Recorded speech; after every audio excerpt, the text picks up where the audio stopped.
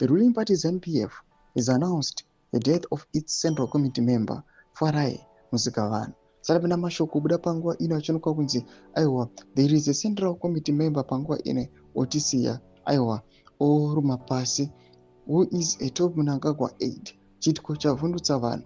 At the moment, tichangoreva now it's people that are eager to know more in detail about what happened. Sarapinda mashoko kubuda ino panguva ine just in brief.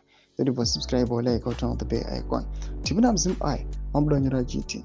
The party's Mashingo provincial chairperson, Robson Mavenyangwa, confirmed that Musikavana died in Harare on Wednesday morning.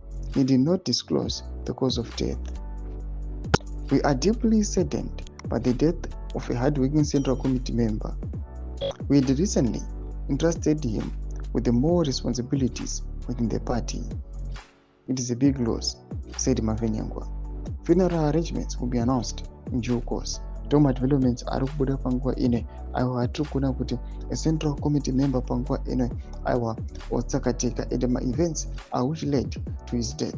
Panguva ine haasati abuditsiwa, but panguva ine seems like vari kurwadziwa aiwa nekushaya kwaaita noda kwekuti they know kuti aiwa he meant a lot to the ruling party ZANU-PF. Zvinhu zviri kuitika panguva ine yatikuona kuti nyika yeZimbabwe and the ruling party is struggling to convince the people panguva ine kuti accept their resolution aiwa inova the first resolution, the resolution number 1 yekuextenda tenure yemutungamiri wenyika beyond 2028, vamwe vachiti 2030, vamwe vachiti 2035, vamwe vachiti even beyond kana kusvika ku2050 uko.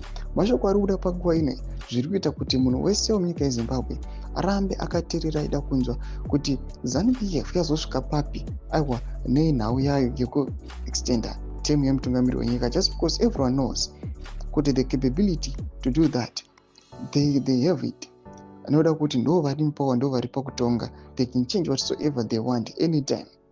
But panguva ino people they are worried just because they know kuti the decisions anoitwa the ruling party ZANU-PF they affect their future. Kana comment section medu zofungura emo today pamusoro pechitiko ichi.